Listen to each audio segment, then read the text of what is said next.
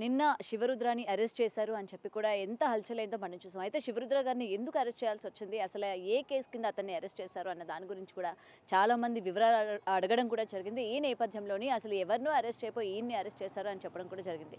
అయితే ఆ పొరపాటు ఎక్కడ జరిగింది? అసలు దీన్ని అరెస్ట్ చేయడానికి గల కారణాలు ఏంటి అన్న విషయాలు తెలుసుకుందాం. గురుగారు అసల నిజానికి మిమ్మల్ని అరెస్ట్ చేశారు అని తెలిసిన వెంటనే అసలు ఏ కేస్ కింద అరెస్ట్ చేశారు? ఏంటి? అఘోరి విషయంలో ఏమైనా అరెస్ట్ చేశారా మిమ్మల్ని? ఎందుకంటే గతంలో కూడా మీరు అఘోరికి సంబంధించి తన మనుషులు చాలా సార్లు మాట్లాడారని లేకపోతే బెదిరించేటట్టు మాట్లాడడం కూడా జరిగింది అని అన్నారు. అయితే ఆ నేపథ్యంలో మిమ్మల్ని అరెస్ట్ చేశారా? లేకపోతే అసలు దేనికి అరెస్ట్ చేయాల్సొచ్చింది? అంటే ముఖ్యంగా ఏందంటే నిన్న జరిగిన యథార్థమైన విషయం ఏందంటే అమ్మ, అక్కడ ఒక మార్వాడికి సంబంధించిన వ్యక్తి ఎవరో అతను క్షుద్ర పూజలు చేసి ఒక నెల రోజుల నుంచి డబ్బులు 5 లక్షలు 10 లక్షలు ఇవ్వాలి లేని సమక్షంలో నిన్నటి రోజు సాయంత్రం ఆయనని రాత్రికి రాత్రి చంపేస్తానని బెదిరించడం లాంటివి చేసినప్పుడు వాళ్ళు వీడియో రికార్డ్ చేసుకొని ఆయన గారు ఆ ఫోటోలు స్క్రీన్ షాట్ తీసుకొని ఆయన గారి వ్యాపారం అనేది ఆదిపట్లలో ఉండడం చేత ఆదిపట్ల పోలీస్ అధికారులకు ఆయన సంప్రదింపించాడు. ఇచ్చిన తర్వాత ఆయన ఆదివారం వస్తున్నాడని ఇది ఒక ప్లాన్డ్గా వాళ్ళు 1 మంత్ బిఫోర్ నుంచి చేసుకొని ఈ ఆదివారం రమ్మని చెప్పు ఇక్కడికి అని చెప్పి ఆ లొకేషన్ అవన్నీ ట్రేస్ అవుట్ చేసిన తర్వాత అప్పుడు అదే సమయానికి ఆయన వచ్చాడు అన్న విషయం ఒకటి. రెండోది నేను అది అక్కడి నుంచి అంబర్పేట రూట్ దాటుతున్నాను టువర్డ్స్ నల్లకుంట నుంచి వెళ్తున్న సమయంలో నేను వచ్చేవాడెవరో అఘోరా అని అన్నారు అన్న ఇన్ఫర్మేషన్ పోలీస్ అధికారుల దగ్గర ఉండడం చేత రేపు బండి మీద నాది ఏంటంటే ముందు త్రిశూలం ఉంటుంది, కొన్ని రుద్రాక్షలు అన్నీ ఉండడం చేత అవన్నీ చూసి ఈయన గారేమో అని చెప్పేసి వచ్చి ఆపడం జరిగింది. ఆపిన తర్వాత కొన్ని ప్రశ్నలు అడిగినప్పుడు నా శిష్యులు ఏమన్నారనంటే, మీరు గతంలో కూడా స్వామి పైన 2-3 సార్లు ఈ విధంగానే జరిగింది. ఇప్పుడు ఎల్లూరి శ్రీనివాస్ విషయం అని కాదు, శ్రీనివాసు పరంగా అయితే ఇది జరగలేదు. ఎందుకంటే ఆయన గారికి అంత అవగాహన నా మీదికి మనుషుల్ని పంపించే అంత అయితే లేదు. కాకపోతే కొందరున్నారు స్వాములు, కొందరున్నారు మన దగ్గర సనాతన ధర్మం పేరిట చెప్పుకుంటూ తిరుగుతున్న వాళ్ళల్లో ఇక్కడ మాట్లాడి నువ్వేంది నేనేంది అనే వాళ్ళ మీద నేను గతంలో కూడా కంప్లైంట్లు ఇవ్వడం జరిగింది.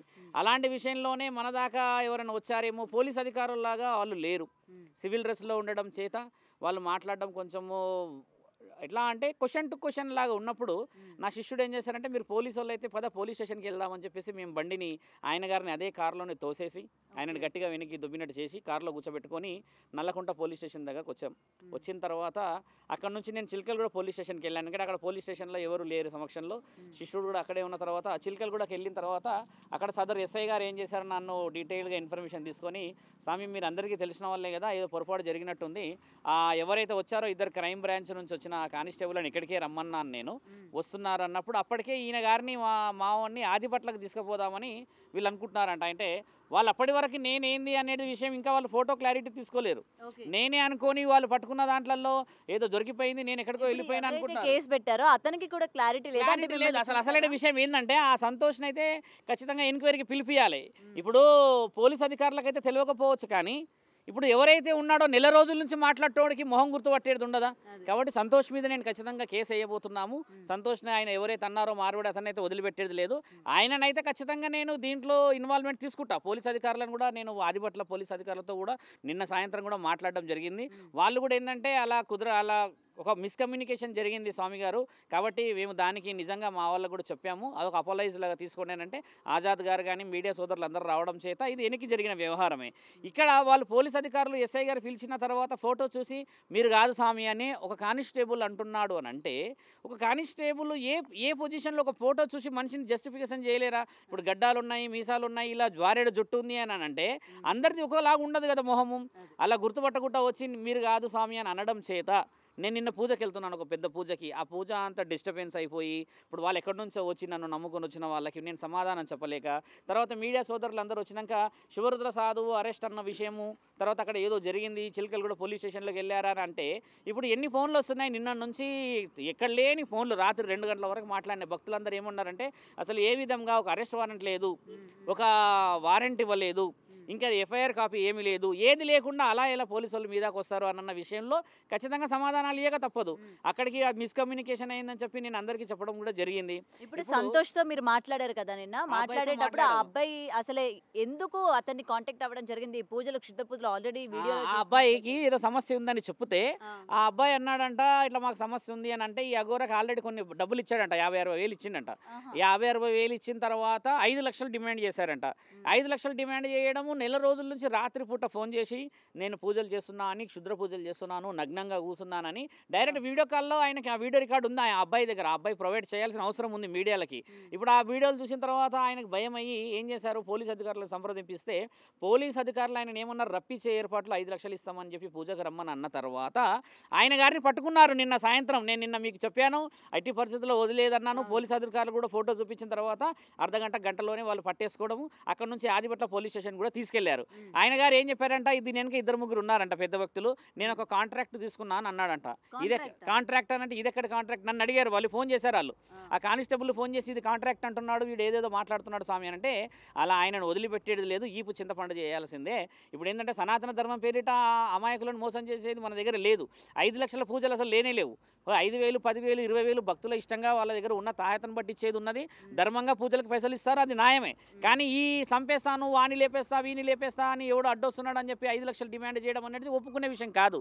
ఇప్పుడు పోలీస్ అధికారులు కూడా ఏం చెప్పారంటే, ప్రెస్ మీట్ పెడుతున్నాము ఆదిబట్లలో 3 ఉన్నారంట వీళ్ళెనక. ఈరోజు సాయంత్రం వరకు ఆ 2 పట్టుకుంటారంట.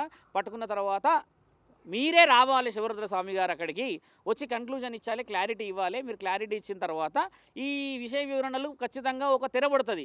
లేకపోతే ఏంటంటే సస్పెక్టెడ్గా నడుస్తూ ఉన్నది న్యూస్ అంతా. ఇప్పుడు నేను అనేది కూడా పోలీస్ అధికారులు ఏంటంటే ఖచ్చితంగా నన్ను అక్కడికి పిలవడం ముఖ్యమైనది. ఎవరైతే పేరు చెప్పుకొని వచ్చిందో వాడినైతే వదిలిపెట్టే ప్రసక్తి లేదని నిన్న కూడా నేను మీడియా ముఖ్యంగా చెప్పాను. కాబట్టి అండ్ పోలీసులు మిమ్మల్ని తీసుకువెళ్ళిన వెంటనే మిమ్మల్ని చాలా మంది నమ్ముతూ ఉన్నారు కాబట్టి అలా ఎలా వివరణ లేకుండా తీసుకెళ్తారు? మరి క్షమాపణ చెప్పారా లేదా? క్షమాపణ వాళ్ళు ప్రత్యక్షంగా ఫోన్లో చెప్పారు నాకు. అక్కడ సిఐ గారితో మాట్లాడా, కానిస్టేబుల్ కూడా క్షమాపణ చెప్పారు. కాకపోతే మీడియా ముఖంగా చెప్పలేదు అనేది ఒక విషయం. ఏంటంటే పరోక్షంగా జరిగిందైతే ఎవరు చూడరు. ఇప్పుడు శివరుద్ర సాగుతో ఏసీపీ మాట్లాడిండా, డీసీపీ మాట్లాడిండా అనేది మాట్లాడిండా అన్నట్టు ఉంటుంది. కానీ ఒక ప్రజానికానికి తెలిసే విధంగా ఉంటేనేమో ఇది నిజమే, ఈ విధంగా జరిగిన దాంట్లో శివరుద్ర సాధు గారు సనాతన ధర్మ కార్యక్రమంలో గతంలో కూడా చాలా విషయాలు తిరిగిండు అన్నట్టుగా ఉంటుంది. కాబట్టి నేను కూడా ఏంటంటే పోలీస్ అధికారులు ఆ ప్రెస్ మీట్ పెట్టాలి. ఆ ప్రెస్ మీట్లో నేను ఖచ్చితంగా కలవాలి. వచ్చిన ఆ 3 సంగతి ఖచ్చితంగా చెప్పి వీలైతే నేను గురువులని తర్వాత మిగతా సాధు సత్పురుషులందరినీ ఏకం చేసే ప్రయత్నంలో ఉన్నాను. నిన్న రాత్రి చాలామంది ముందుకు వచ్చారు, వదిలిపెట్టేది లేదని చెప్పారు. చాలామంది శ్రీశైలానికి తర్వాత వేరే బెంగళూరు ప్రోగ్రాంలో ఉన్నారు సాధువులందరి. ఈ సాధు పరిషత్ది కొన్ని సమావేశాలు జరుగుతున్నాయమ్మా. కాబట్టి ఏంటంటే ఇలాంటి ఎదవలకి నేను కొన్ని సరిపోతాను. మిగతా సాధువులందరూ వీళ్ళందరూ రావాలి, ఏకం కావాలన్న ఆలోచనలో నేను లేను. అండ్ ఇంకొకటి ఇలాంటి పూజలు అవి చేస్తున్నప్పుడు జనాలకి ఎలాంటి ఆటంకం కలుగుతుంది, ఇలాంటి పూజల వల్ల ఎంతమంది బాధితులు ఉన్నారు అన్నది గతంలో మనం చూసాం, బయటకు వచ్చినప్పుడు మీరు మాట్లాడారు. మరి అయినా సరే ప్రజలు ఎందుకు ఇలాంటి వాళ్ళని నమ్ముతున్నారు, ఇలాంటి పూజలు ఎందుకు చేయించుకుంటున్నారు? ఇప్పుడు చాలా మందికి తెలియాల్సింది ఏంటమ్మా, సమస్యలు ఎలా ఉంటాయంటే అందరూ ఓపెన్గా చెప్పలేరు. కొంతమంది వాళ్ళ సమస్యను ఏం చేస్తారంటే ఎవరో నమ్మకమైన వ్యక్తి కదా అని చెప్తారు. ఇప్పుడు నేను చెప్పేదంటే యావత్ ప్రజలకు ఏంటంటే వెరీ నోన్ ప్లేసెస్తోనే మాట్లాడుకోవాలి. మన గుడిల దగ్గర మన సాంప్రదాయంగా కొందరు గురువులు ఉంటారు మన కుటుంబాలకి, అలాంటి సలహాలు తీసుకోవాలి. కానీ అక్కడక్కడ అలా టక్కున మెరిసిన వాడు ఆ శరీరానికి అంగరంగ వైభవంగా రుద్రాక్షలు పెట్టేసుకొని బొట్లు పెట్టేసుకొని ఈ జుట్లు పెంచేసిన వాళ్ళందరూ సాధువులు సత్పురుషులు కారమ్మా. మంత్ర ఉచ్చారణ చేయగలిగిన వాడు అనర్గళంగా ఏదైనా చేయగలుగుతాడు అనేది ఆయన యొక్క వాక్చాతుర్యాన్ని బట్టి, మన దగ్గర ఉన్న వేదశాస్త్రాన్ని బట్టి దైవాధీనమైన పూజలు చేయగలిగిన వాడిని చూసి గుర్తుపట్టాలి ప్రజలు. ఫోన్లలో వీడియో కాలింగ్లలో మాట్లాడడం తప్పు. ఇప్పుడు ఒక వ్యక్తితో కూర్చుంటేనే ఒక కొండ ప్రాంతమో గుట్ట ప్రాంతంలో లేకపోతే ఇంకేదో ప్రాంతంలో అయితేనే, గుడి ప్రాంతంలో అయితేనే వెళ్ళాలి. ఇక ఇంట్లో ఉన్నాను నేను కమర్షియల్గా బిల్డింగ్లో కూర్చున్నాను అని అంటే అది ఒక కమర్షియాలిటీ కిందే వస్తుంది. కానీ పూజా నియమ నిబంధనలు గుడిలో చేస్తారు కదమ్మా. ఇప్పుడు నైట్ 1 గంటలకు ఫోన్ చేసి నేను నగ్నంగా నేను భయపడిపిస్తున్నాను, నువ్వు చనిపోతావు, నేను 3 గంటలకు లేపేస్తానంటే ఈయన గారు ఎవరిని చంపమని చెప్పాడో అది ముఖ్యమైనది. సంతోష్ని వదిలిపెట్టబోద్దు అని చెప్తుంది దానికే. ఈ సంతోషు ఎవరి మీద చెప్పాడో ఆ వ్యక్తి ఎవరో ఈయన 5 లక్షలు అడిగితే ఆయన ఎందుకు ఇస్తాడన్నాడో తెలుసుకోవాలి. ఇక్కడ సంతోషే మెయిన్ పర్సనాలిటీ. ఆ సంతోష్ని అదే ఆదిపట్ల పోలీస్ స్టేషన్లో పిలిచి విచారణ కూడా చేయాలి. ఎందుకంటే ఆయన పోలీసులు అదుపులో లేరు, ఆయన అదుపులో లేడు అసలు. ఆయన గారు ఈ పోలీస్ అధికారులతోని తిరుగుతున్నాడు, అటు ఇటు తిరుగుతున్నాడంటే ఆయన కూడా పోలీస్ అధికారులే అనుకున్న తర్వాత మాకు తెలిసింది. ఆజాద్ గారు వీళ్ళందరూ వచ్చాక నేనే స్వామి ఆయనను పిలిచినానంటే మరి నెల రోజుల నుంచి ఎన్ని కమ్యూనికేషన్లు ఇచ్చావు, 30,000 40,000 పంపించావు. ఇవన్నీ పంపించిన తర్వాత నువ్వు ఎవరిని ఏం చేయమని నువ్వు ఎవరిని చంపమన్నావు? ఈ కోణంలో పోలీసు అధికారులు అడగాల్సిన అవసరం ఉన్నది. ఇప్పుడు రేపటి రోజు ఆయన ఎవరు పట్టుకున్న అతను అక్కడ ఉన్నాడనంటే ఆయన దగ్గర కూడా ఈ విషయాలు సేకరించాల్సిందే. ఇప్పుడు నువ్వు చెప్పంది అయితే ఆయన వచ్చి ఒక అతను నేను ఆయనను చంపేస్తాను ఎలా అంటాడు? కాబట్టి ప్రజానికానికి కూడా తెలియాల్సింది ఏంటంటే ఈయన ఎంత తప్పు ఉందో ఈయనది కూడా అంతే తప్పు ఉంది. కాబట్టి దాని మీద హెచ్చరిక ఖచ్చితంగా తీసుకోవాలి పోలీసు అధికారులు. ఏ ఆదిపట్ల పిఎస్లో డబ్బులు అడిగాడని, ఏ ఆదిపట్ల పిఎస్లో ఈ విధంగా నన్ను అంటే మానిటర్ చేసి ఒక రకమైన వశీకరణకు తీసుకొచ్చాడు అన్నప్పుడు 5 లక్షల విషయం వచ్చినప్పుడు ఈయన గారు ఎవరి గురించో చెప్పుతూనే కదా ఈయన 5 లక్షలు ఇస్తా అని ఉండవచ్చు. 5 లక్షలు అంటే చిన్న విషయం కాదు. అంటే నీ దగ్గర డబ్బులు ఉన్నాయి కాబట్టి ఒళ్ళు బల్పెక్కి ఈ విధంగా పనిచేస్తున్నారన్న వాళ్ళకి సమాధానం చెప్పాల్సిన అవసరం ఉంది. అండ్ నిన్న మీ పైన ఇలా కేసు రాగానే కొంతమంది మీరంటే గిట్టని వాళ్ళు కూడా శివరుద్ర కూడా ఇలాంటి చేస్తూ ఉంటారు, చాలా ఇలాంటి మంది పూజలు చేస్తూ ఇప్పుడు ఉంటారు అని చెప్పారు. చెప్పి ఇప్పుడు అన్నారు. నేనేమన్నానంటే అమ్మా, కొంతమంది ఏమడుతున్నా పరోక్షంగా చెప్పడం, శివరుద్ర సాధువు క్షుద్ర పూజల విషయంలో అయితే ఇంతవరకు ఎక్కడ ఎవరి దగ్గర మనం లేము. దైవాధీనమైనది శివతత్వం అన్న పూజలే చేస్తాను కాబట్టి నా భక్తులకి నేను తెలుసు క్షుద్ర పూజలు అనేటిదే చేయకూడదు అనేది. నేను మొదటి నుంచి ఎల్లూరి శ్రీనివాస్ విషయంలో లైవ్గా వార్నింగ్లు ఇచ్చి, లైవ్గా ఎవిడెన్స్ సేకరించి, లైవ్గా డాక్యుమెంటేషన్ ఇచ్చింది కూడా దేనికంటే అమ్మా, క్షుద్ర పూజలు అనేది మన దగ్గర సాంఘికంగా శాస్త్రీయంగా లేదు. ఉన్నదల్లా వేద శాస్త్రాలు, హోమాలు, తర్వాత మనం చేసే అగ్నిహోత్రాలు మాత్రమే ఉన్నాయి. కానీ అలాంటివి వదిలిపెట్టేసేసి క్షుద్ర పూజలు నమ్మేవాళ్ళు దైవంతో ఉన్నవాళ్ళు అని అనుకోకూడదు మనం. ఇప్పుడు దైవం వేరు, దైవరక్షణ వేరు, దైవంలో ఉన్న తత్వాలు వేరు కదా. అవన్నీ వదిలిపెట్టి మనం ఎలా మాట్లాడతాము? ఈ విధంగా జరిగింది, ఆ విధంగా జరిగిందని చెప్పేసి. ముఖ్యంగా తెలుసుకోవాల్సింది ఏంటంటే ప్రజానికాలకి ఏంటంటే, క్షుద్ర పూజలు చేసే వాళ్ళని వదిలిపెట్టను నేను. శివరుద్ర సాధువు జగద్గిరి గుట్ట పైన ఉంటాడు. అంటే నేను శివభక్తుడిని మీ అందరికీ తెలిసిందే కాబట్టి శివభక్తులు ఎవరు క్షుద్ర పూజలు చేయరని మీ అందరికీ తెలవాలి. ఇంకా అవగాహన లోపంగా ఉన్నారు మీరందరూ కాబట్టి అవగాహన తెచ్చే విధంగా సాధువులని, పురోహితులని, పండితులని, పీఠాధిపతులని, మఠాధిపతులని సంప్రదించి గౌరవాన్ని సంపాదించుకోండి. అంతేగాని వేషాధారణను చూసేసి క్షుద్ర పూజలు అనడానికి అధికారం ఎవరికీ లేదు. ఇప్పుడు నిన్న ఒక సంతోష్ ఏం చేశాడు తెలుసో తెలియక ఒక వీడియో రికార్డు చేశాడు. వీడియో రికార్డులో ఏమైంది, అవతల వ్యక్తి క్షుద్ర పూజలు చేస్తాడా చేయడా అనేది నిర్ధారణ చేసుకున్నాకనే పోలీస్ అధికారులు వచ్చారు. అంత సులభంగా వాళ్ళు రాడు, ఎక్కడికి వచ్చి పట్టుకోరు కదా. కాబట్టి నేను కూడా ప్రజానికానికి ఏం చెప్పానంటే అమ్మా, 5 లక్షల పూజలు లేవమ్మా, 10 లక్షల పూజలు అసలే లేవు. ఉన్నయల్లా 5,000, 10,000 పూజా సామాన్లు తెచ్చుకోవాలి. ఇక నీ తాహత బాగుంటే నీ ఇష్టం ఉన్నట్టు ఇచ్చుకుంటావు. కానీ ఇంత ఇవ్వాలి అంత ఇవ్వాలి అనేది డిమాండ్ ఉండదు. ఎందుకంటే కర్మ ఫలితాలకు అనుకూలంగా గురువులకు ఇచ్చేది గురు దక్షిణ. అది పూర్వం ఏం చేసేవాళ్ళు, గురువులకి బియ్యం ఇచ్చేవాళ్ళు, లేకపోతే పంట పొలాల నుంచి పండ్లు పలహారాలు ఇచ్చేవారు. ఇప్పుడు ఆధునికత పెరగడం చేత డబ్బులు ఇస్తున్నారు అంతే. ఇప్పుడు మనం కూడా గమనించాల్సిందంటే గురువులకు డబ్బులు వేయాలా చేయకూడదా అని అంటే, ఇప్పుడు ఉన్న విషయ వివరణ ఏంటంటే నీ పాపపు కర్మలని కడుక్కోవడానికని నీవు ఆయనకి కర్మ ఇచ్చినప్పుడు ఒక అనుభవంగా, ఒక గౌరవంగా ఇస్తున్నది స్వీకరణ. కానీ దానికి ఒక డిమాండ్ అయిపోయింది. ఇప్పుడు 10 ఇస్తేనే, 20 ఇస్తేనే, 30 ఇస్తేనే. శ్రీనివాస్ ఏం చేస్తాడు, యోని పూజలని 15 లక్షలు తీసుకున్నాడు. అసలు 15 లక్షల పూజనే లేదు, మన శాస్త్రంలో దాగిలేదు. కామాఖ్యాదేవి గౌహాటిలో ఎక్కడ ఉంది, అవి పూజా విషయాలు వేరు. కాబట్టి ఇంకా అవగాహన చాలా రావాలి ప్రజల్లోకి. శివరుద్ర సాధు ఇలా అన్నాడన్న ప్రతి ఒక్కరికి చెప్పేది ఏంటంటే, భక్తుల నుంచి సమాధానం వేరు, పరోక్షంగా మెసేజ్లు పెట్టేది వేరు. కామెంట్లు చూడండి చాలా పెడతారు, ఆ కామెంట్ ఎవరిది ఉండదు తెలియదు. ఒక కామెంట్ ఇంకొకటి, మీరు ఈ మధ్య కనబడకపోవడానికి కారణం కూడా శ్రీనివాస్ అంటే అఘోరికి సంబంధించిన వ్యక్తులు మిమ్మల్ని బెదిరించారు, మిమ్మల్ని అంటే వాళ్ళ నుంచి మీకు థ్రెట్ ఉంది కాబట్టి మళ్ళీ ఈయన మీడియా ముందు కనిపించకూడదు అని చెప్పి వార్నింగ్ ఇవ్వడం బట్టి ఈయన కనిపించలేదు అన్నారు కదా. ఇప్పుడు ఇంకోటి ఏంటంటే, ఎల్లూరి శ్రీనివాస్ దగ్గర నుంచి వార్నింగ్లు పడే అంత పరిస్థితుల్లో శివరుద్ర సాధువు లేడు. ప్రజలందరికీ తెలియాల్సింది ఏంటంటే, శ్రీనివాస్ చాలా చిన్న వ్యక్తి. ఆయనకి ఏంటంటే ఆయన మంత్రం మీరు చూశారు కదా, పౌండ్ స్పాటర్ అని చెప్పి మీరే అన్నారు చాలామంది. కాబట్టి అలాంటి వ్యక్తికి భయపడే అంత స్థితి పరిస్థితులు ఇప్పుడు కాదు కదా, ఎప్పటికీ ఏర్పడదు. ఆయన గారి వ్యక్తులు కొంతమంది నన్ను అటాక్ చేశారు అన్న విషయం ఏంటంటే, నిర్ధారణ మొదట్లో శ్రీనివాస్ పెళ్లి జరిగినప్పుడు ఒక 15-16 మంది వచ్చేసి సస్పెక్టెడ్గా తిరిగి ఫోన్లలో మీరు ఎందుకు ఇన్వాల్వ్ అవుతున్నారు, మీకు ఈ విధంగా ఎందుకు, ఆ విధంగా కొంచెం వదిలేయండి అని అంటే, అదే కౌంటర్ అటాక్గా జగద్గిరిగుట్ట పోలీస్ స్టేషన్ నుంచి వాళ్ళకి ఫోన్లు చేయించాను నేను. ఫోన్లు చేయించడం జరిగింది, వాళ్ళు ఆగిపోవడము జరిగింది. ఇప్పుడు శ్రీనివాస్ వచ్చేసి థ్రెటనింగ్ ఇచ్చే పరిస్థితుల్లో లేడు. శ్రీనివాస్ బయట ఉన్నప్పుడే ఏమీ పొడవలేడు, లోపలికి పోయినాక ఏం పొడుస్తాడు. కాబట్టి ఆయన కూడా చెప్పేది, ఆయన గారు చాలామంది ఇప్పుడిప్పుడే తెలుసుకుంటుంది ఏంటంటే, శ్రీనివాస్కి అంత సీన్ లేదని నేను మళ్ళీ చెప్తున్నాను. ఎందుకంటే ఆయన గారు నోటి దూల ఉంది, ఆ నోటి దూల వల్ల ఆడపిల్లల విషయంలో లోపలికి పోయాడు. కానీ శ్రీనివాస్ అలా దుస్తులు లేకుండా తిరిగినన్ని రోజులు ఎవరు పట్టుకోలేరు. పట్టుకుందల్లా శ్రీనివాస్ని ఒకే ఒక విషయం, ఆడపిల్లలు ఇద్దరిని పెళ్ళిళ్ళు, తర్వాత వాళ్ళ తల్లిదండ్రులు ఇబ్బంది పెట్టడు. మూడో విషయము ఈ యోని పూజలలో 15 లక్షలు తీసుకోవడం.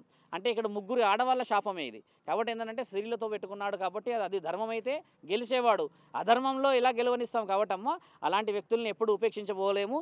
శ్రీనివాస్కి, ఎల్లూరి శ్రీనివాస్కి ముఖ్యంగా అఘోరి అని పేరు పెట్టుకు తిరుగుతున్న ఆయన వల్ల ఎక్కడ ఏ విషయంలో శివరుద్ర సాధువుకు లేదు. కానీ నేను ఇప్పుడు ఓపెన్గా చెప్తున్నాను కదా, కొందరు సాధువులు భాగ్యనగరంలోనే ఉన్నారు.